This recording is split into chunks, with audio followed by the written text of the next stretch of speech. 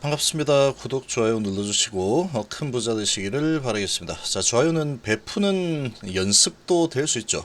본인에게 좋은 기운이 반드시 돌아가게 될 거니까 많이 눌러주시기를 좀 바라겠습니다. 자, 시장은 바닥을 잡는 과정을 계속 지속을 하고 있다라고 보시면 됩니다. 미증시가 2% 정도 하락을 했지만, 자, 그런 부분들 뭐 한두 번 겪는 거 아니죠. 지금 장은 강세장은 아닙니다. 강세를 보인다 싶으면 또 어떤 소식이 나와서 뒷다리를 잡아버리고, 또 어떤 뒷다리가 잡혀서 쭉 내려가다 보면은 너무 낙폭이 크다, 그리고 매수가 들어오면서 이거는 뭐 예상치보다 뭐 좋네, 이런 식으로 이제 또 어떠한 이 기사를 현상을 보면서 주가가 좀 낮게 있으면 긍정적으로 반응을 해버리죠. 그런 작업이 지금 계속 진행이 되고 있는데, 원자재와 코인의 흐름을 보면 셀트린의 흐름이 어떻게 흘러가겠다라는 부분이 조금 예측을 해볼 수 있는 상황이다, 이렇게 좀 보시면 되겠습니다. 자신감을 계속 가지는 게 좋습니다. 자, 지금 나스닥이 2% 하락을 하고 다우가 0.86% 하락을 하면서 주말에 조금 이거 다음 주에 또 많이 안 좋겠구나, 이런 이 생각을 또 많이 할 수밖에 없는 상황입니다.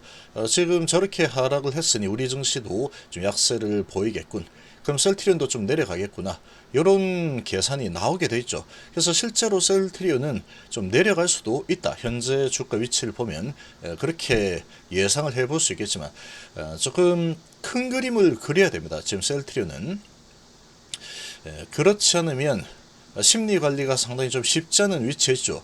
그렇게 낮은 위치에 있는 게 아니죠. 셀트리온은 지금 주도주의 역할을 하고 있기 때문에 주도주 역할을 앞으로 지속적으로 진행을 할 가능성이 상당히 높습니다.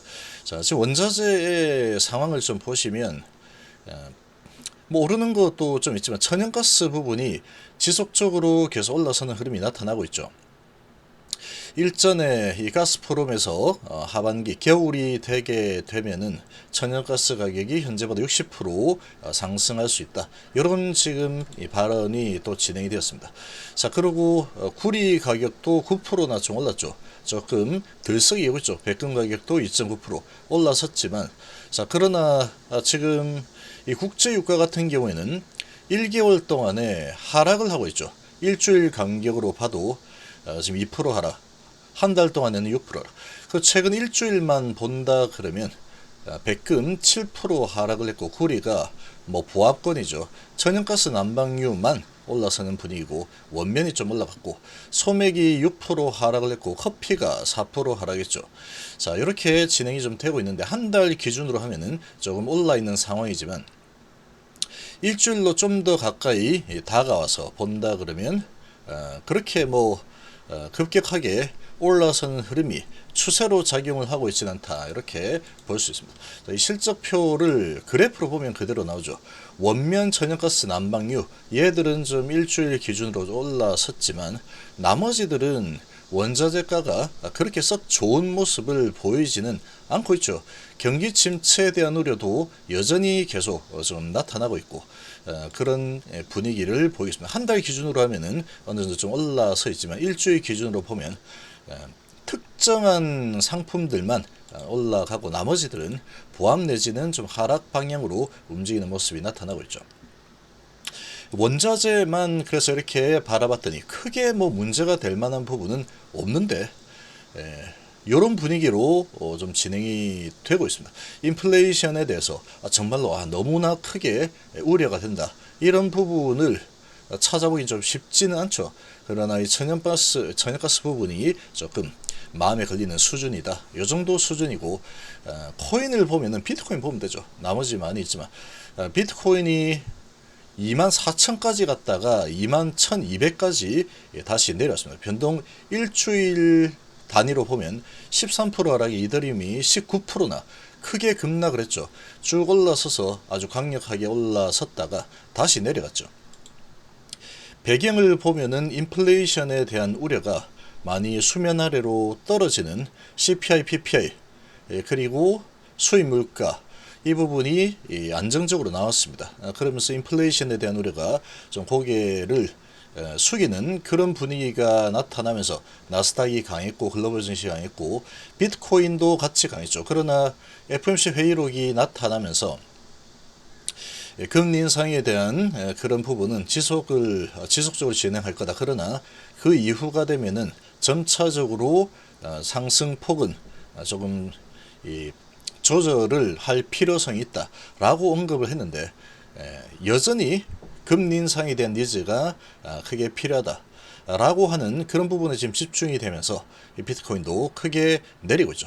크게 올렸다가 먹고 올려서 먹고 내려서 먹고 이런 작업이 계속 진행이 되고 있습니다. 자, 그러면 이 비트코인이 21,000 수준까지 21,200까지 내려왔는데 얘들이 추가적으로 계속해서 하락 방향으로 내려갈 거냐라는 거죠. 그렇게 내려가는 흐름이 나오기는 그렇게 쉽지 않아 보입니다. 9월 달에는 금리 인상이 좀 크게 일어날 가능성이 있죠.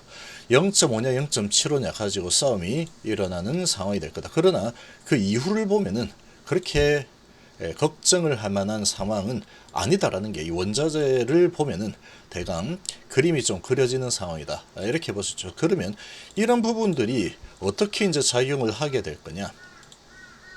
셀트리온 입장에서 보면 지금 이 비트코인이 약세를 보인다. 지금 이 비트코인의 움직임이 거의 나스닥 기술주의 움직임이다 라고 볼 수 있을 정도로 지금 동기화가 많이 되어 있죠. 그래서 이 나스닥의 기술주들이 좀 약세를 보였죠. 그래서 2% 정도 하락. 그러나 다우는 1% 이내에서 하락을 했습니다. 그런 분위기가 형성이 되었는데, 자, 이렇게 되면 우리 증시도 기술주들이 좀 약세를 보일 가능성이 당연히 좀 커졌다라고 볼 수 있겠죠.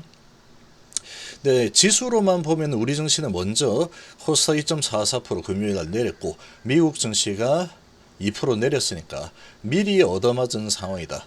이렇게도 볼 수 있습니다. 그렇지만 우리나라는 항상 좀 손해보는 경향들이 좀 많이 있죠. 시가는 좀 낮게 전체적으로 낮게 형성이 될 가능성이 좀 높은 상황인데 저런 부분에 너무 겁을 먹을 필요는 없다라는 겁니다. 코인의 가격 그리고 원자재 가격을 보면은 시장이 아주 무너지는 방향으로 2% 내렸으니 또 내리고 또 내리고 또 내리고 이렇게 추세의 전환이 일어날 가능성 좀 희박해 보입니다. 자, 그러면 셀트리온은 주도주죠. 지금 위치가 무량주 중에서 가장 높게 형성이 되어 있습니다. 여기에서부터 보면은 위치 레벨업 세 번이나 됐죠. 지금 2차전지 관련주들이 레벨업이 어느 정도 이제 따라온 상황인데 미래 성장이 보장된 그런 섹터들이 최근에 좀 강했죠. 자, 그런데 위치로 보면 2차전지 관련주들도 셀트리온보다는 아래 있죠. 내 발밑에 있다 이렇게 볼 수 있습니다. 지금 보면은 삼성 SDI가 1차 상승 정도 되고 있죠. 조금씩 올라서 많이 오른 것 같죠. 그렇게 많이 오른 거는 아닙니다. 올라가는 게 뭐 1% 오르고 1% 내리고 이 정도죠. 이 정도 수준에서 이 정도 올라와 있는데 여기까지 와 있는데 셀트리온으로 따지면 여기서 요만큼 위로 올라가 있죠. 한 70만 원대 정도까지 올라 있는 수준이다. 이렇게 볼 수 있습니다. 최근에 올라간 폭을 보면은 그렇게 볼 수 있죠. 더 길죠. 많이 깁니다. 자, 그래서 지금 주도주의 모습을 보이고 있고 지금 먼저 주도주로 치고 나간 이후에 지금 조정을 좀 보이고 있는데 아주 좋은 실적과 앞으로의 성장 스토리를 가지고 올라간 상황이다. 그리고 이유도 없이 여기서 얻어맞았죠. 조정을 미리 하고 있는 상황 이렇게 보시면 되고 그러면 과거에 직전에 보면은 이런 전기전자 반도체 우량주들이 좀 이 약세 흐름을 계속 보일 때 하나 둘셋 3개월치 보면 약세 흐름을 보이다가 조금 반등을 했는데 이런 모습을 보일 때 하나 둘셋 셀트리온은 저런 부분들 조정을 보이는 이런 흐름이 진행이 될 때 셀트리온은 그런 거 무시하고 올라왔죠. 무시하고 쭉 올라서는 흐름이 나타났습니다. 왜 이렇게 올라서는 흐름이 나타났을까?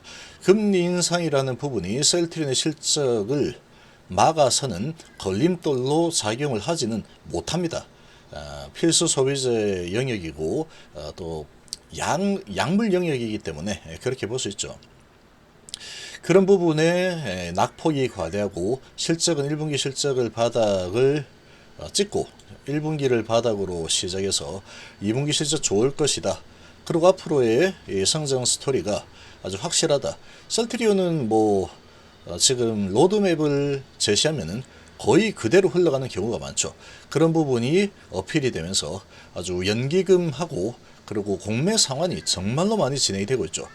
그렇게 진행이 되고 있다라는 것은 앞으로의 큰 방향은 위로 계속 흘러갈 수밖에 없는 상황이다라고 보시면 되겠죠. 그리고 지금 이 공매도가 정말로 많이 가파져 있는 상태고 위치를 보면 정말로 크게 끌어내린 상태에서 이렇게 가파나고 있다. 그러니까 어찌 보면은 지금 이번 상승은 공매도들이 계속해서 매집을 하면서 물량을 갚아 나가는 그런 움직임을 보일 가능성이 상당히 높습니다. 내년도 되면은 이 성장성이 아주 가파르게 매출 증가가 일어날 수 있는 그런 환경이 조성이 되기 때문에 당장 내년에 크게 매출이 급증을 하지는 못하겠지만 유플라이마 시장 진출을 하게 되고 램시말스씨가 내년 하반기에 나오게 되면 내후년 정도 되면은 아주 가파른 실적 성장이 일어나겠죠. 그런 부분이 그려지죠. 그런 상황이다 보니까 이 공매도들이 이제 정말 오랫동안 괴롭혀왔던 이 공매도 잔량이 이제 작별을 거는 그런 분위기로 진행이 되고 있다. 이렇게 보시면 됩니다.